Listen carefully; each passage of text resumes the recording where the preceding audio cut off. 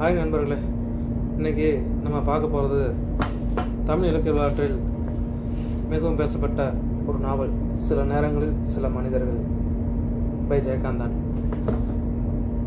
இந்த கதை ஒரு சிம்பிள் ஸ்டோரின்னு சொல்ல முடியாது.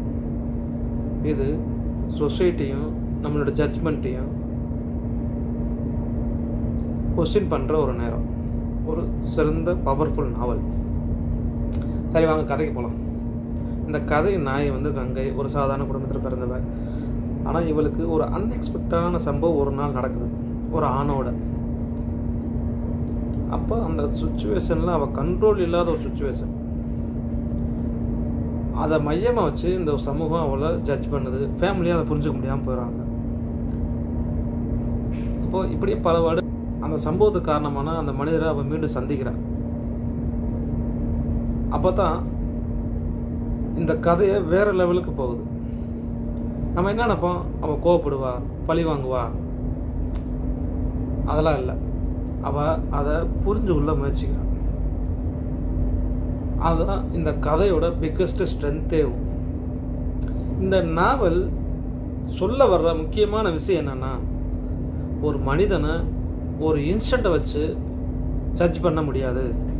சில நேரங்களில் சில மனிதர்கள் சூழ்நிலையால் மாறிடுவாங்க. அதை நல்லதா கெட்டதா என்பதை விட அதை நம்ம புரிஞ்சு கொள்ள முயற்சிக்கணும். மேலும் இந்த கதை ஒரு இம்பார்ட்டன்ட் கொஸ்டின் கேட்குது. ஏன் சொசைட்டி எப்போவுமே ஒரு பெண்ணவே பிளேம் பண்ணுது? ஏன் ஒரு சம்பவத்துக்கு 2 விதமான ஜட்ஜ்மெண்ட்டை கொடுக்குது?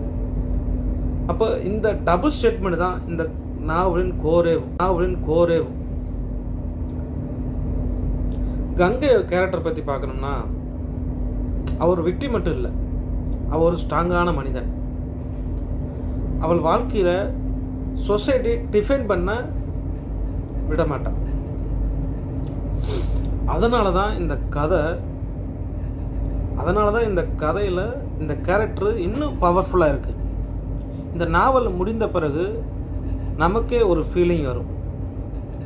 நம்ம யாரையும் சரியாக புரிஞ்சு கொண்டு தான் ஜட்ஜ்மெண்ட் பண்ணுறோமா? அதான் இந்த புக்கு நம்ம மைண்ட்லே நீண்ட நேரமாக ஸ்டே ஆகுது. ஃபைனலாக சொன்னோம்னா, சில நேரங்களில் சில மனிதர்கள் ஒரு கதை மட்டும் இல்லை, அது ஒரு மிரர்.